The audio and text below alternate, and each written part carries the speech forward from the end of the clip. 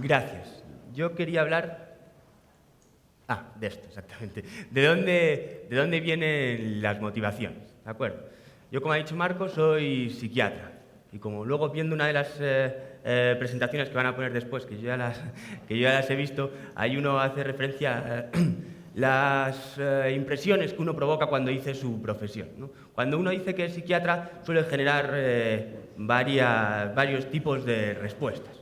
La primera es como de tío poco serio, ¿no? Que si has hecho medicina, pues podrías haber hecho cardiología o neurocirugía o algo por el estilo, ¿de acuerdo? Otra posibilidad, otra respuesta posible es la de las amigas de tu madre, que piensan que te vas a volver loco o algo por el estilo, idea que suele ser así frecuente respecto a los psiquiatras. Y otra menos, digamos, preocupado por tu salud mental, etc., es la emoción que provocan muchas personas respecto a, coño, este hombre me va a analizar los movimientos o va a descubrir así por arte de mis loques si tengo un trauma infantil o cosas por el estilo. Vale, eso realmente, bueno, todo es una leyenda, por supuesto. La última también, pero sí que es cierto que tiene algo de cierto o por lo menos que se aproxima. Porque los psiquiatras sí que estamos acostumbrados por nuestra propia profesión a no estar analizando las conductas todo el rato, pero sí a mirar de otra manera un poco, a ver que detrás de las conductas muchas veces se esconden motivaciones que van más allá de lo aparente. ¿De acuerdo? Y eso era un poco de lo que quería hablar ahora. Es decir, ¿qué motiva al ser humano? ¿De acuerdo? Bueno, se ve... no, claro, yo es que lo tengo que ver ahí porque vosotros igual lo veis mejor que yo.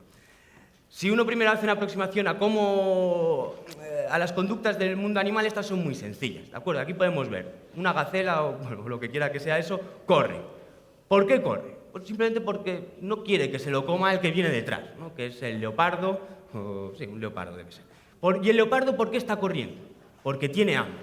¿De acuerdo? Sí, son conductas, bueno, por lo menos sencillas de interpretar así a bote pronto, ¿no? Son conductas biológicamente determinadas. Uno tiene hambre, corre, y el otro, para sobrevivir, corre de la misma manera. ¿De acuerdo? Lo mismo ocurre un poco con esta escena. Las tortugas. No sé si se ve perfectamente, pero están copulando, o eso era lo que quería que parecieran. ¿Por qué están copulando las tortugas? Pues porque sus instintos en ese momento les llaman a que copulen. ¿Cuál es el objetivo de esa cópula? Pues tener tortugas, probablemente. Las tortugas, cuando se ponen a copular, no pretenden resolver conflictos dinásticos o heredar la fortuna del padre de no sé quién, ni nada por el estilo. Copulan para tener tortugas, ¿de acuerdo? Veremos que eso en el ser humano muchas veces no es así, ¿de acuerdo? Veremos que la mayoría de las veces. ¿Qué motivaciones hay? Bueno, hay muchas maneras de ver esto de las motivaciones y a mí me parece este modelo interesante por todo lo que puede aportar y porque no es complicado entenderlo.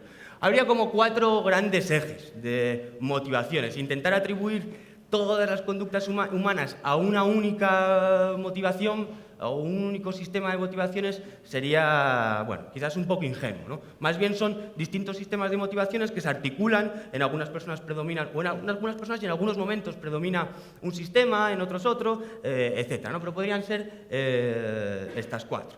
La primera sería la autoconservación, que tiene que ver mucho con las conductas animales, ¿no? El satisfacer necesidades biológicas como el hambre, la sed, el hambre, la sed, encontrar un cobijo pues, si hay una tormenta y cosas por el estilo, ¿no? Básicamente, sobrevivir. Esto en los animales se ve claramente. En el ser humano, pues, por lo menos en nuestro medio, estas son menos interesantes, quizás. Más sofisticadas son, por ejemplo, el narcisismo. Ojo con el narcisismo, que en este modelo es un concepto muy amplio, que tiene que ver con la satisfacción que obtenemos en relación a nuestra autoestima, a la imagen que tenemos de nosotros mismos o la imagen que proyectamos en otras personas en función de las conductas que hagamos. Vale, no solo es narcisismo de caminar así como un chulito y nada por el estilo, sino esa satisfacción que tenemos al realizar determinadas cosas, pues porque apuntalan un poco nuestra autoestima. La sexualidad sería el 4º eje clarísimo y que ha despertado muchísimo interés en la psiquiatría y que ha habido veces que se consideraba que era como la única y exclusiva motivación que explicaba todas las conductas. También es un poco ambicioso, ¿no? La sexualidad es importante, pero tampoco tenemos que pasarnos. Y luego el apego. El apego entendido como la necesidad que tenemos como seres sociales de estar próximos a otras personas. De caer bien, de establecer lazos afectivos, etc. Vamos a ir viendo algunos ejemplos. Por ejemplo, un niño llora. ¿Por qué llora? Es decir, la conducta evidente es que llora, pero ¿cuál es la motivación? Pues motivación es muy probablemente de autoconservación. Que le den de comer, o que le den de beber, o que le curen ese dolor de tripa que tiene, o que le coja a su mamá. Vale. Los bebés pues, no se andan con muchas más complicaciones. Es satisfacer necesidades biológicas muy primarias, muchas veces. Fijaros, aquí lo que intento representar esta mujer está en un sitio paradisíaco, aparentemente, está ella sola, y tiene una necesidad tremenda de hablar por el móvil. ¿Qué es lo que predomina en esta mujer? Claramente esa necesidad de apego, de estar cerca de otras personas. Hay personas que no toleran el estar solos. En cuanto están solos, tienen una sensación de tensión por dentro que la tienen que superar de alguna manera. Las compañías de telefonía móvil saben del apego, del teleapego, muchísimo, porque esto el teléfono lo soluciona perfectamente. Nunca estás solo, solo necesitas cobertura. Puedes estar en una playa paradisíaca, que tienes cobertura, ya estás tú solo. Es muy frecuente ver a gente que sale por la calle y nada más pone el pie, ¡pum!, saca el teléfono móvil y se pone a hacer llamadas y aprovecha el tiempo para caminar estando cerca de otras personas. ¿De acuerdo? También se puede ver conductas de apego cuando uno se monta en un avión. Tiene 12 horas de viaje. Se sienta en el asiento y el que tiene ahí así a 3 centímetros le empieza a hablar nada más sentarse. ¿Qué tal? ¿Qué no sé qué? ¿Qué es de tu vida? ¿Qué te dedicas? ¿A qué vienes? ¿A qué vas? No puede estar sin hablar. Hay personas que no toleran estar solos, por supuesto, y no toleran estar cerca de otra persona sin caerle bien, sin ser su amigo, sin intercambiar intimidades tremendas. Pues son personas donde el apego es muy, muy intenso.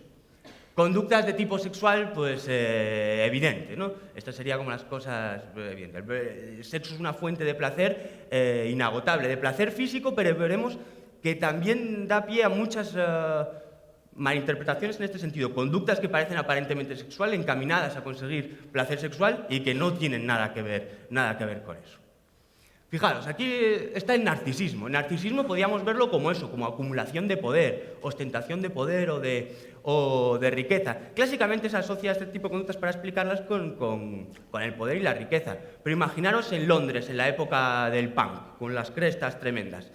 Llevar una cresta lo más grande posible y de los colores más estridentes posibles, claramente eso era una conducta narcisista. Estabas apuntalando tu personalidad, estabas diciendo quién eres tú y, mucho más importante a veces, quién no eres, ¿de acuerdo? A través de símbolos que se proyectan al exterior. Con eso me refiero yo, en narcisismo, ¿de acuerdo? No otro tipo de connotaciones. Aquí no puede haber en esta imagen más símbolos narcisistas, no caben, de hecho. Lo que pasa es que muchas veces las conductas, lo que decimos, no son tan evidentes. Es decir, una conducta no claramente, una conducta sexual no traduce una motivación sexual. Una conducta aparentemente narcisista, pues no lo es tanto, si la analizamos un poco más. Vamos a ver algunos ejemplos, por ejemplo. Aquí intento representar un poco el mito de Don Juan. Tenemos aquí al señor con una cara de galán que no puede con ella y la mujer una actitud sumisa y enamorada impresionante.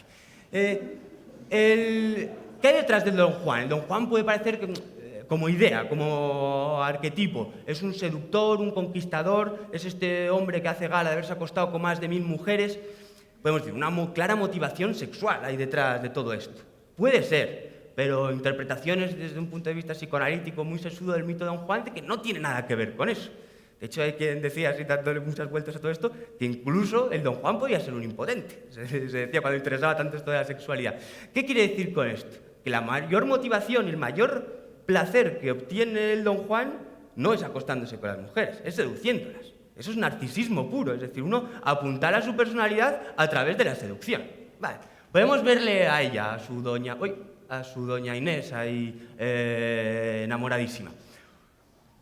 Con una conducta de apego podíamos interpretar, ¿no? Ay, a ver si consigo enganchar a este hombre y vivir con él toda la vida o algo así. O puede ser una conducta sexual, claramente. Acostarse con el Don Juan es un puntazo.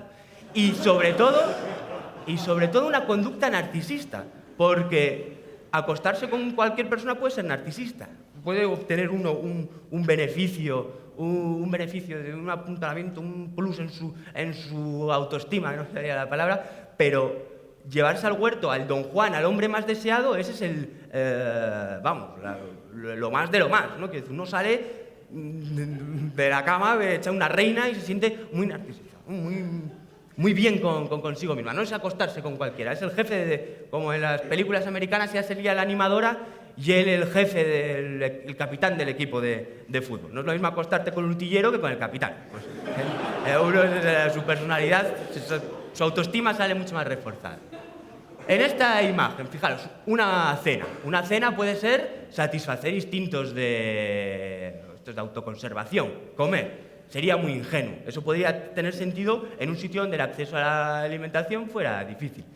Pero ahí no tienen pinta que estén satisfaciendo instintos pues de paliar el hambre, etc. Irse al bully a cenar o a un sitio extremadamente caro tiene que ver mucho nuevamente con el narcisismo y nada con la alimentación. Vale, pero todavía la escena es un poco más complicada. Él le está dando un regalo. Podemos pensar que es un anillo de compromiso.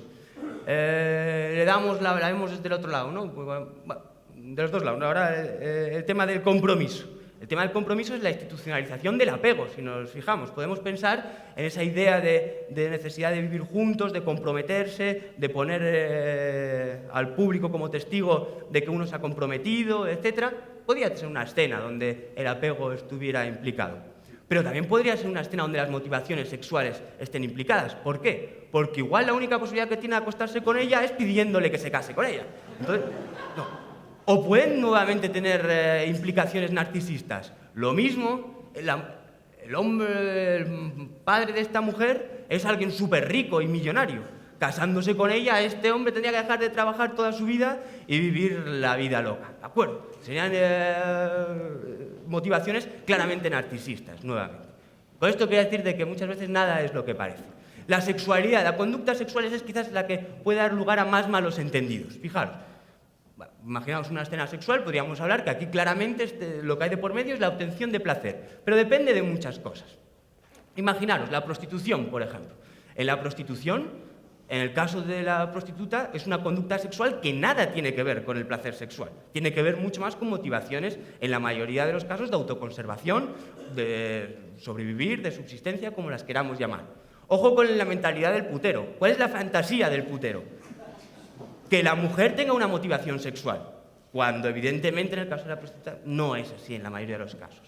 Más motivaciones sexuales, la hablábamos, la de obtener placer narcisístico, por decirlo de alguna manera, a través de la relación sexual. Las relaciones sexuales han servido para establecer alianzas, etc. O incluso para conseguir una fuente de apego. Una mujer, por ejemplo, podemos pensar que a esta mujer la aborrece incluso tener relaciones sexuales con ese hombre, pero sabe que es una manera de tenerle a su ladito, ahí cerca, y que no se escape. Eso no es tan extraordinario.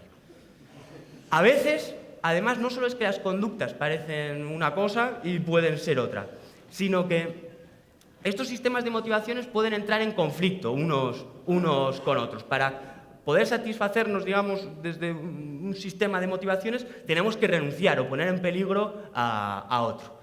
Claramente, por ejemplo, el deporte de élite, los alpinistas estos.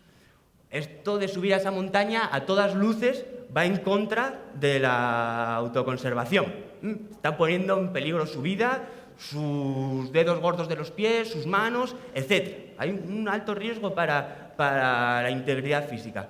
Pero, ¿qué hay en juego ahí?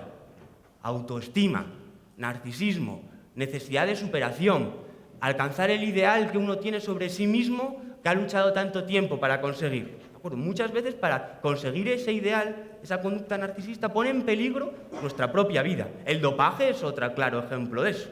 Ganar el Tour de Francia o una prueba muy competitiva a veces genera tanto placer y apuntar de tal manera nuestra autoestima que nos compensa compensa a ese sujeto poner en peligro su vida, ¿de acuerdo? A través del dopaje o a través de las trampas o de lo que nos dé la gana. Más conflictos entre la supervivencia y el narcisismo. Fijaros, un poco hablaba en la primera charla sobre el héroe. Yo era lo que tenía también que quería transmitiros. La idea del héroe. El héroe es el prototipo de sujeto que aparentemente pone en peligro su vida por un bien común. Lo que pasa es que el héroe no vamos a ser ingenuos, también obtiene un beneficio. Esa idea del altruismo inmaculado, donde el sujeto que pone en peligro su vida o su patrimonio o lo que fuera, de una manera altruística, y sin, si existe esa palabra, y sin contrapartida, es un poco ingenua. Normalmente, en la idea del el arquetipo del héroe, el héroe obtiene una contrapartida que vuelve a ser el narcisismo. El sentirse una persona que es un héroe para otras personas, o incluso para él mismo es un héroe, y eso es muy importante. Es decir, nuestra personalidad nuevamente sufre ahí un anclaje fuerte y se apuntala. Nos vemos a nosotros mejor de los que nos veíamos antes de haber hecho un acto heroico, aunque hayamos puesto en peligro quizás nuestra vida y nuestra autoconservación, ¿no? Como hablábamos al principio. Prototipo de este ejemplo que quiero transmitiros entre narcisismo y autoconservación. Vas en un atasco, bajas la ventanilla y te ponen una pistola en la cabeza para atracarte. ¿Qué te dice el narcisismo ahí? Cógele el brazo, tira para allá, sácale la pistola, bájate del coche y haz lo que sea. Esa es una fantasía de tu narcisismo. Pero ¿qué es lo que ocurre? Ya termino, que me están amenazando casi. ¿Qué es lo que ocurre? Que tu instinto de conservación, tus motivaciones de conservación te dicen, ojo, que tiene una pistola. Tú dale todo lo que sea y si luego quieres sentirte pues realizado en el narcisismo, te compras un reloj, el más caro de la tienda, pero ahora no corras peligro, ¿de acuerdo? Y para terminar casi, y sin querer hacer una generalización ni muchísimo menos de un tema tan delicado, a veces entran en conflicto el apego con la autoconservación o el narcisismo, en situaciones mantenidas de malos tratos. ¿Cómo a veces, visto desde fuera, puedes decir, cómo una mujer puede aguantar determinadas situaciones durante muchísimo tiempo? Situaciones que, por supuesto, ponen su autoestima por los suelos, es decir, atacan a su narcisismo, atentan contra su narcisismo directamente. O incluso contra su autoconservación, ponen en peligro su vida. ¿Por qué? Con una necesidad de apego tremenda. Y esa necesidad de apego a veces hay que tenerla en cuenta a la hora de hacer juicios precipitados sobre determinadas situaciones. Bien, quería terminar solo diciendo que qué es lo interesante de este modelo de las motivaciones. Vemos que atribuir a las conductas que vemos día a día una motivación es muy complicado, o muchas veces casi imposible. Pero ¿qué es lo más interesante? Quizás que nos preguntemos cuál es nuestra propia motivación para interesarnos por las motivaciones ajenas. ¿De acuerdo? Nada más, gracias. Gracias.